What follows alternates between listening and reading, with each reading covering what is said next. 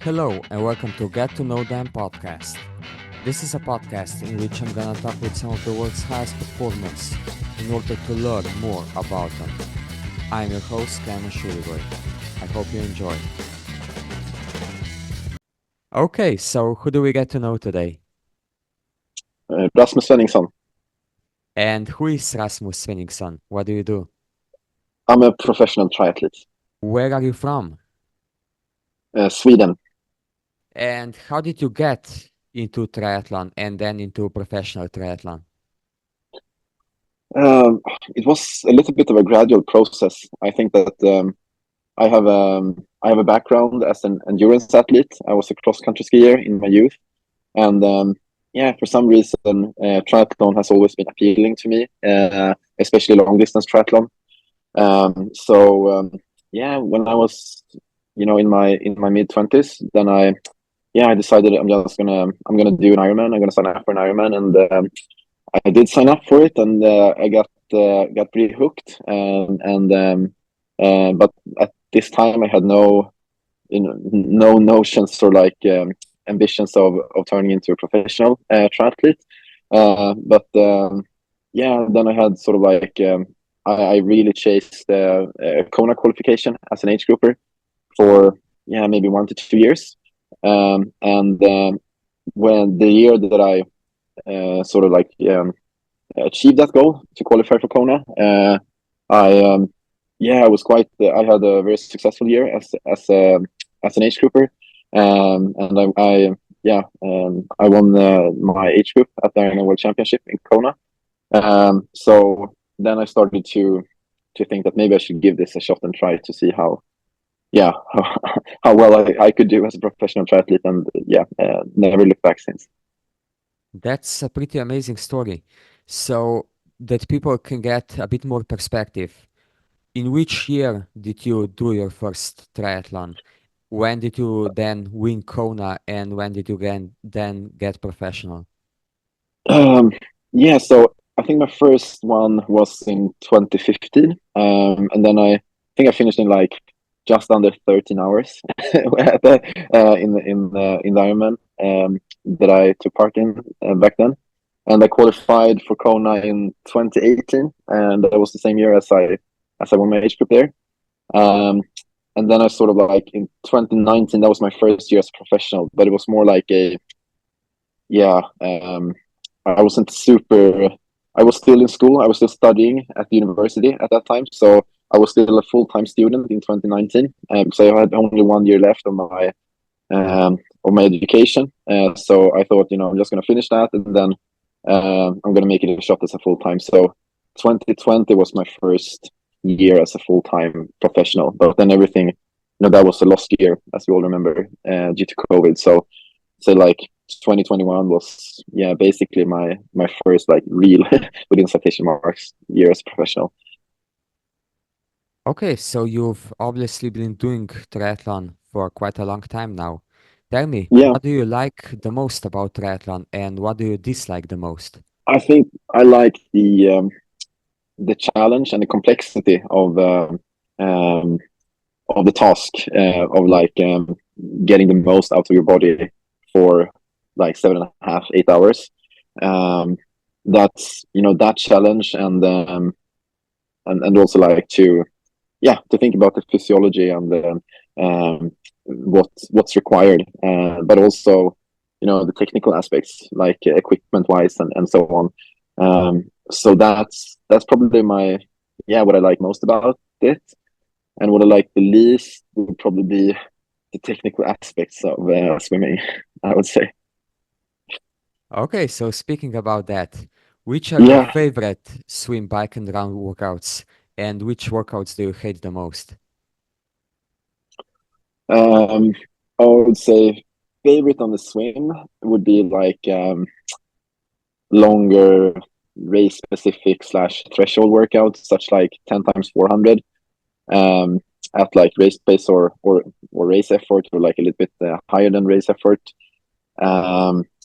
On the bike, I'm a big fan of low cadence workouts. So I have one bread and butter session that I do, which is 6 times 20 minutes at sort of like 70.3 power, and also like sub 60 RPM, and the recovery in between is 10 minutes at sort of like Ironman power. So it's still quite high, the recovery. So that's a 3 hour long set, and it used to be like 3.5 hours in total with warm up and cool down.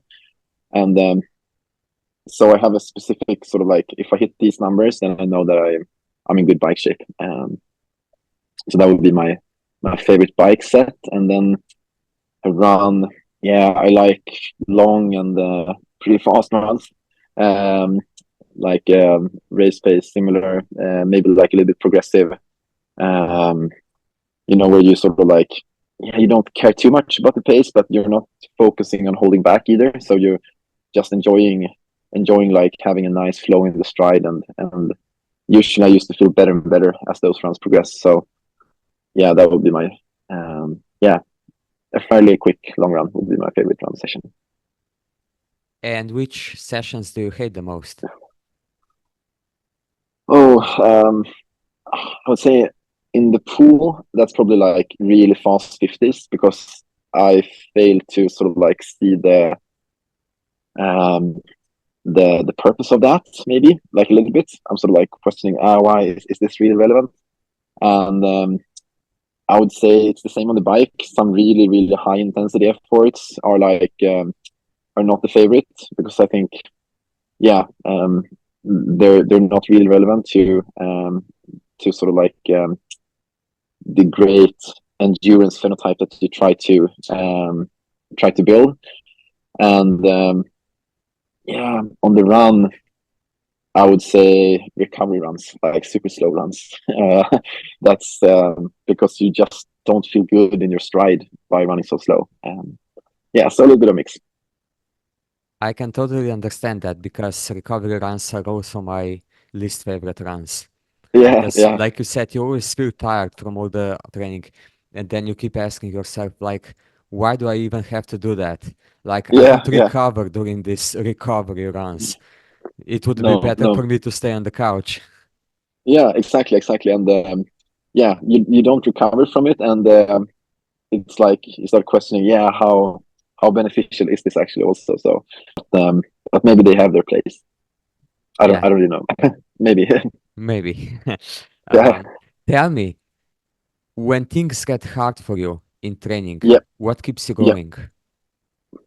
Just thinking about the race situation, and embracing the challenge to sort of like, yeah, try to get yourself out of that, yeah, maybe bad mental state. Because I mean, in races, you do encounter those like bad patches, like inevitably, especially during a long distance race.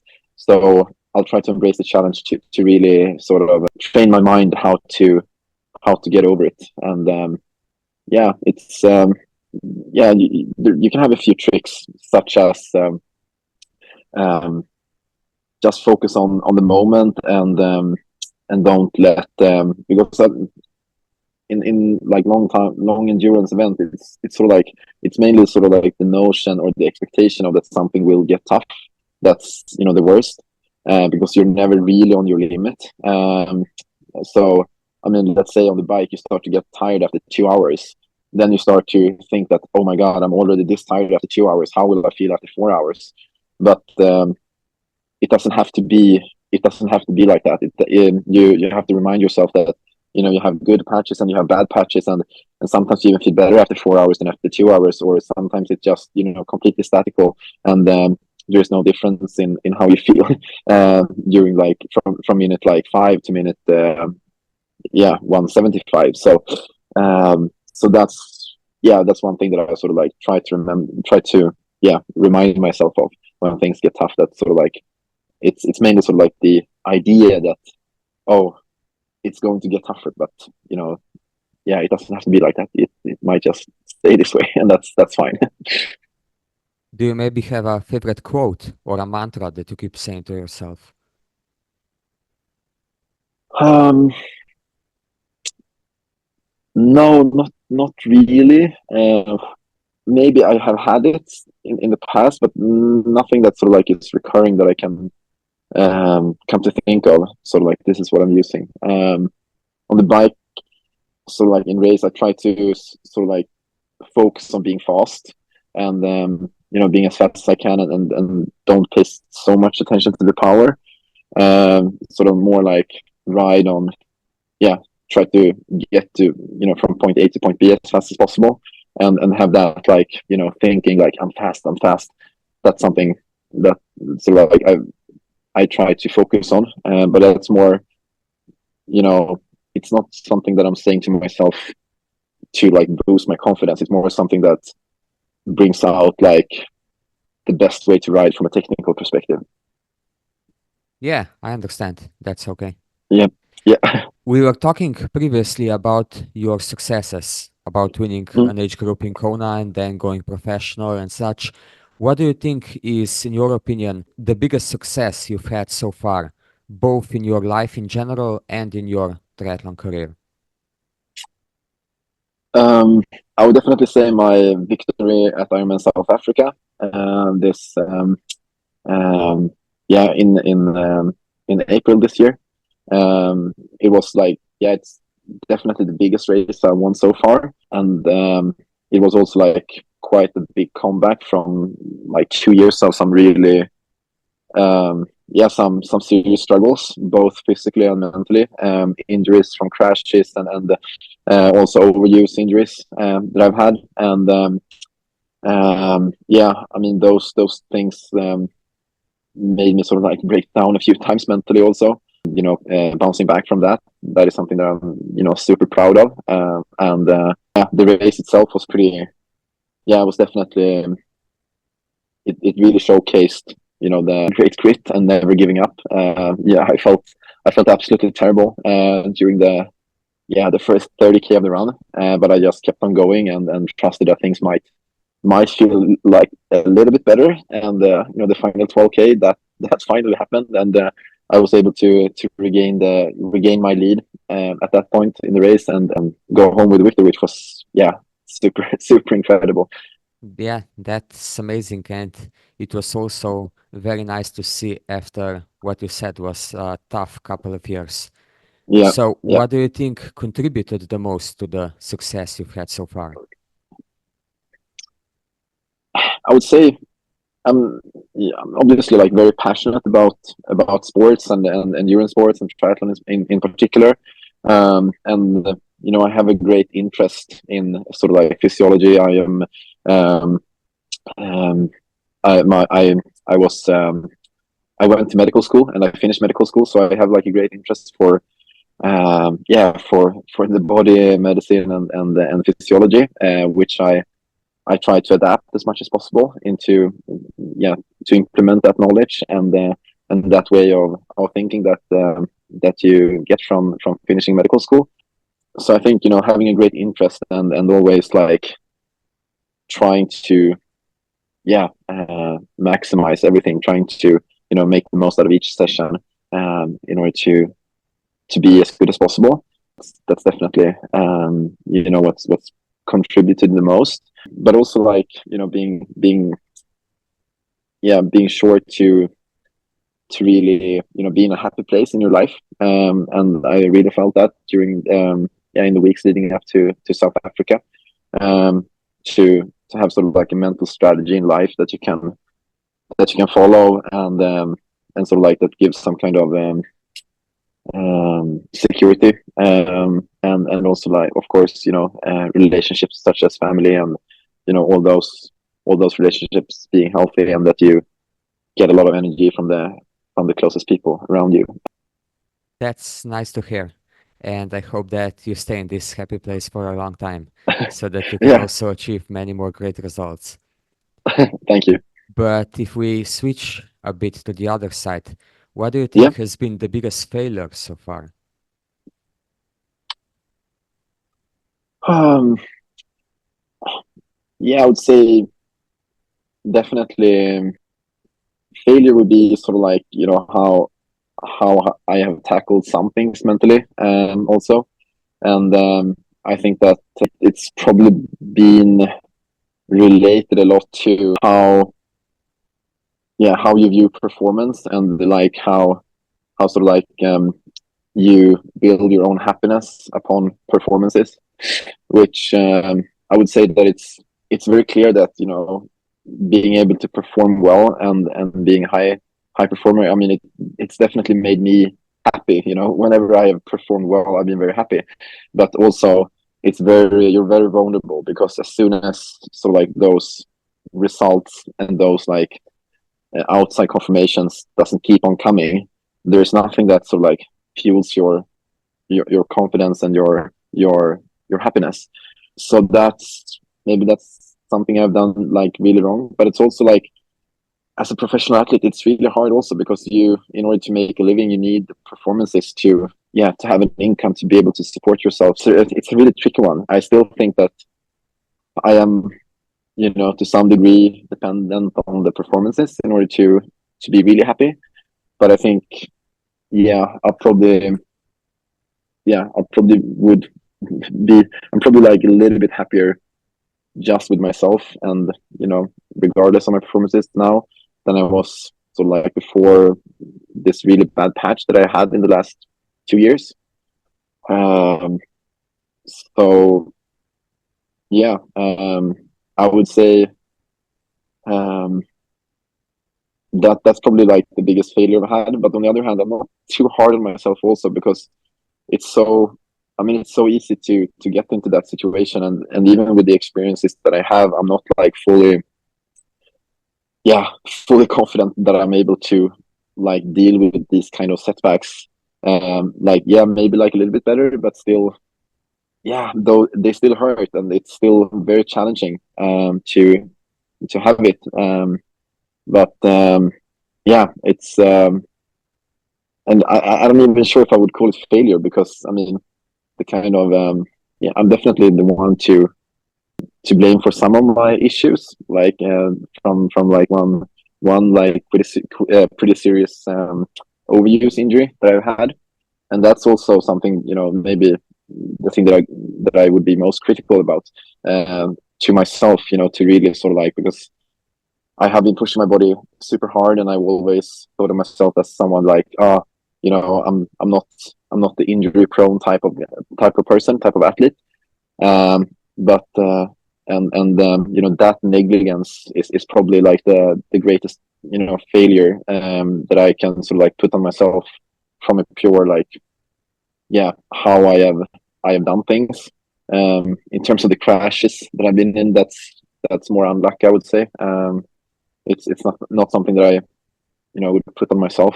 So yeah, maybe it didn't really make sense, but No, I mean, it made sense to me, and I know what you were talking about.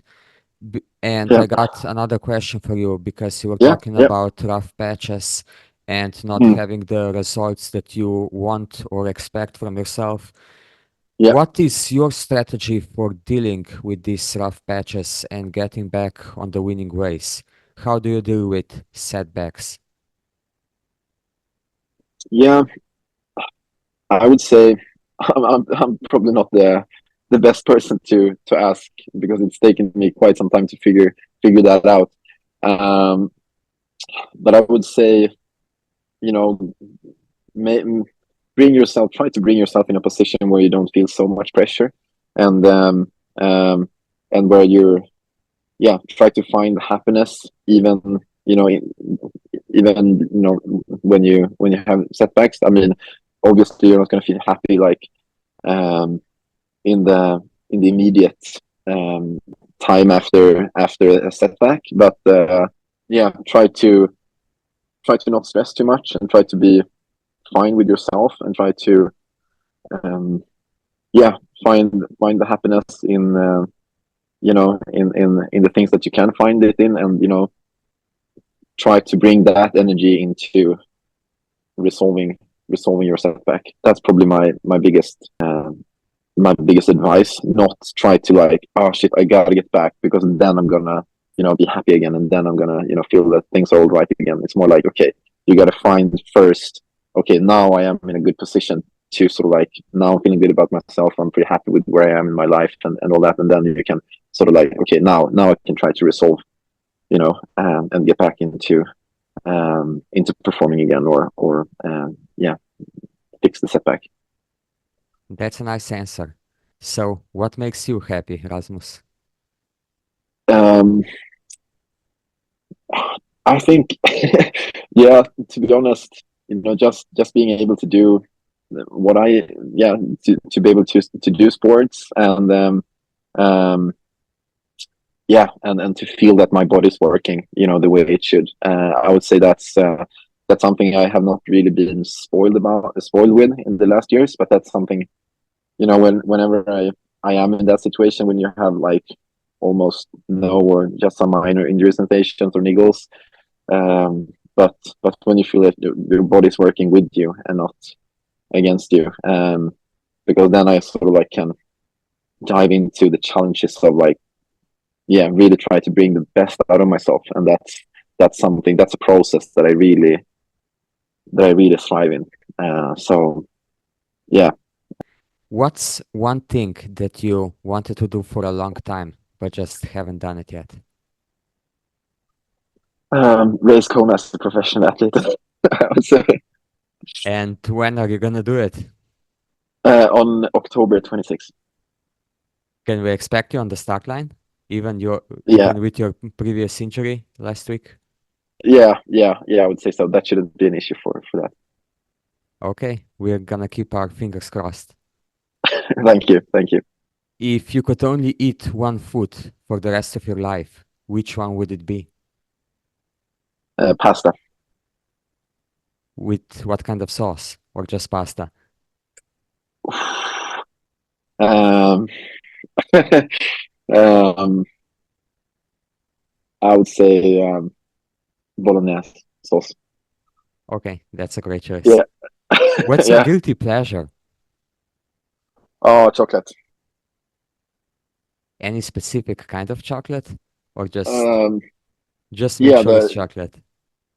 no, yeah, but it does. It has to be sweet. It's not supposed to be like dark and like within citation mark healthy chocolate. It has to be like, yeah, sweet.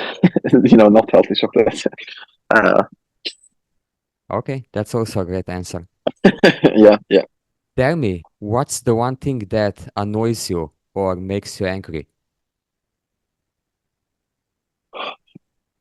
Oh, um, yeah, that's good. Um, maybe like when people are coughing on the subway, they're sick and you're in public transport. Um, yeah, Okay, that's something we can all relate to, I think. yeah. If you could enforce one rule for the entire world, which one would it be? Um, for people to be more generous, I would say. Okay, that's a nice rule. Yeah. What's the one thing that you still want to achieve in life? Um, yeah, I mean, I would say to have an Ironman marathon where I don't feel like crap from the start, where it's sort of like, yeah, where I feel pretty good at the beginning, and then, it gets worse and worse and worse. From my understanding, that's, how most people feel during their Ironman marathons, but it's not the way that I feel. Yeah, I always felt like from crap from the beginning, and then, I start to feel slightly better, but not much better towards the end. But yeah, I would like to have one Ironman marathon where I sort of like start off really well, and yeah, I think that's something all long course triathletes would agree on. yeah. You're probably right. What do you think is the biggest stereotype about triathlon? Oh, that we are extremely geeky when it comes to numbers and our equipment, or maybe that we swim with paddles and pull buoy also. Um, that's also very true. Yeah. Tell me, if you weren't a professional triathlete, but you could be a professional in one other sport. Which one would it be? Cycling. Do you have a specific reason? Um, I have a few reasons, which is like some really. No, I mean I love cycling. I think it's extremely cool, and also there are two like aspects that I think are really nice. It's that they start the races at noon, not like 6:30 in the morning, uh, which I really hate with long distance triathlon. And then I mean they're also like they're usually building things into the race, so it's more like I mean, except for time trials, but yeah, it's not this like really. So I think it's not like you're standing on the start line and you're super nervous. It's more like, yeah, I think that the races are more like training sessions, and I really love exercising and training sessions, and to really like work myself into the sessions and into the races, and I think I would enjoy that really much in if I were a cyclist, to um, yeah, and also like to be able to race and perform whenever when I have my peak alertness, because I'm not the morning person, so I tend to perform better in the afternoon than in the morning, and yeah, that would be nice. Okay, that's nice to hear. And Yeah, you mentioned that you liked cycling.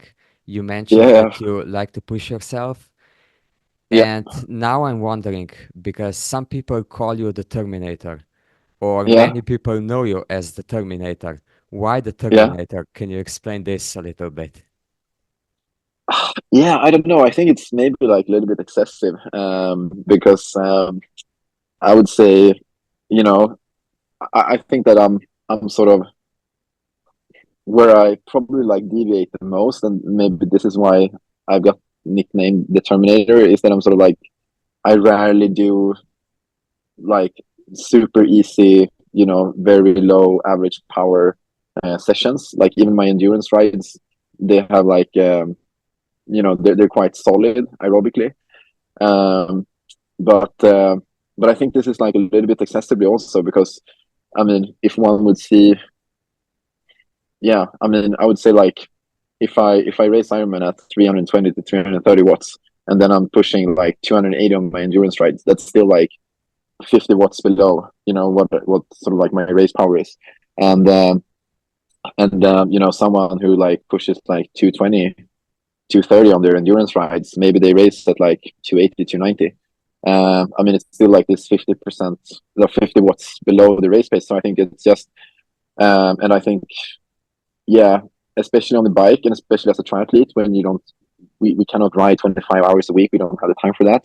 You have to make sure to, yeah, in my opinion, I think it's like it makes sense to try and be as efficient as possible aerobically during our endurance session. So there's no real point of these like garbage yards.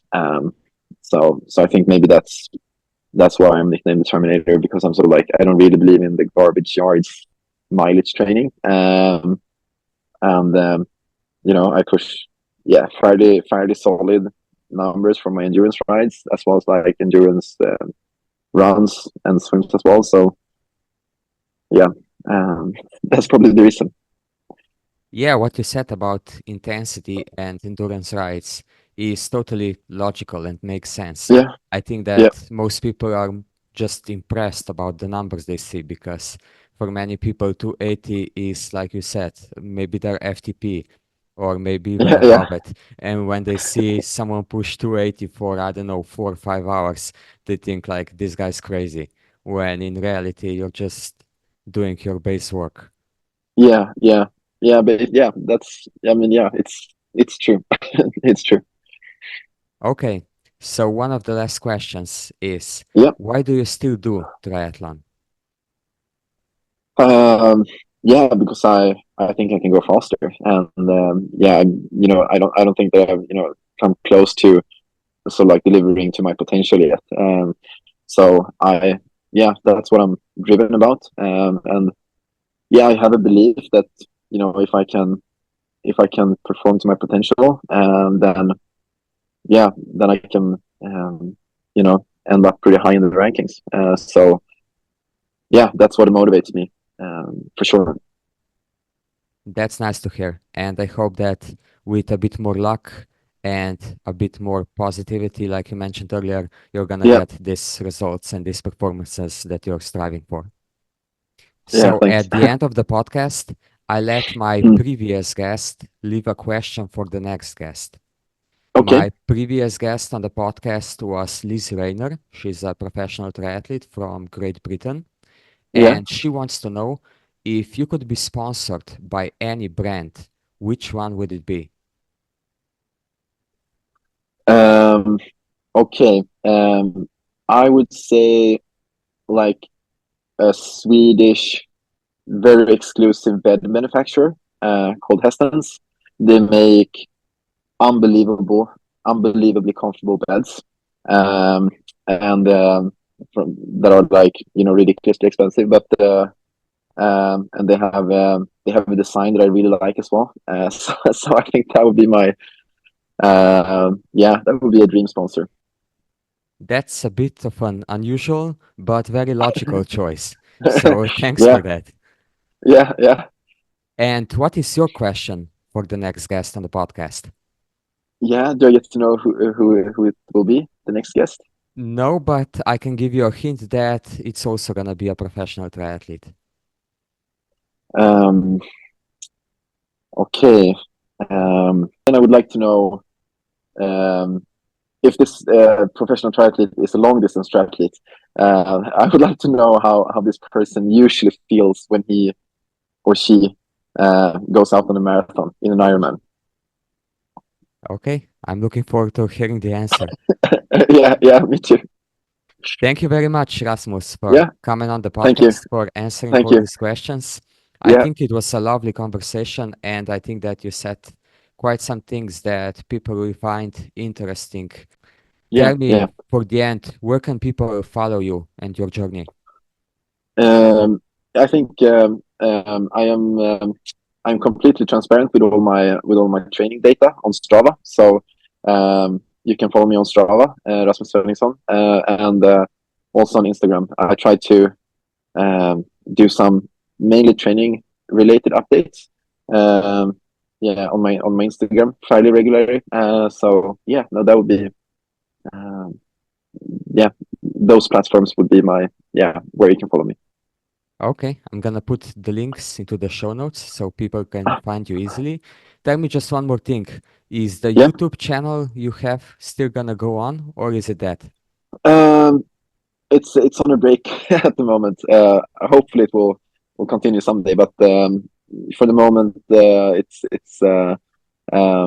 it's having a bit of a break. Okay. Looking forward to seeing you on the YouTube as Yeah, well.